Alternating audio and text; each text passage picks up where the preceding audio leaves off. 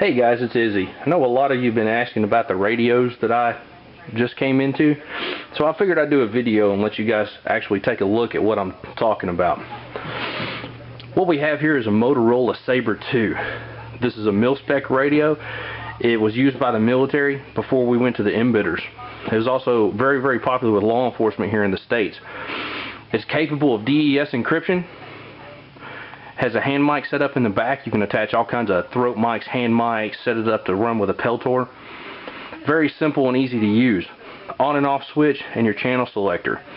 This one in particular is capable of doing up to 36 channels that we pre-programmed in 3 different frequency bands. So what we do, I'm going to go ahead and power this on.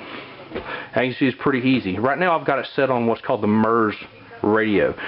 MERS stations are kind of real similar to the FRS radios that you can get anywhere. It doesn't take a FCC license to own or operate, so I thought these would be a good band to have programmed in. So you can typically get anywhere from 1 to 3, sometimes 4 miles depending on the terrain with the MERS frequencies. These are great if shit hasn't hit the fan and you want to use these for family trips or camping or anything like that, hunting.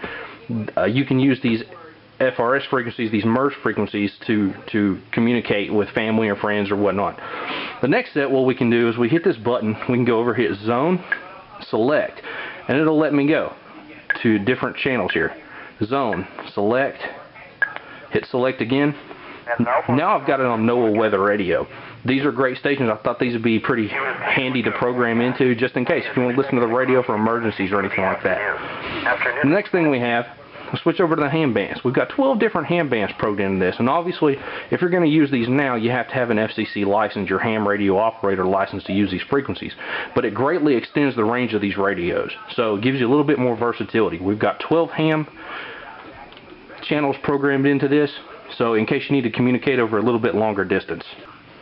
Now, for batteries, all that has to happen, you hit this little notch up here, and it slides right off.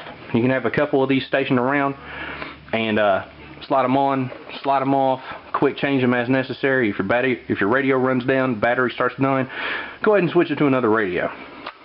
Biggest thing is with these, if they're not run down all the way, you want to make sure you let it discharge fully before you put it on the charger, or that'll establish a baseline and you will get less and less charge per successive use. So always keep that in mind. Now, as you can see, I've got one of these stuck up on my chest rig here. It's on the back. I've got a hand mic that runs with this so I can keep it hands-free and I can communicate for longer distances. And of course, you've seen the smaller radios that I have on my war belt. That's for a little bit more closer in, team comm, stuff like that. Now, I can still get some pretty good distance out of those, but the way we've set these up, I want to use the Motorola Sabers here for longer range comms.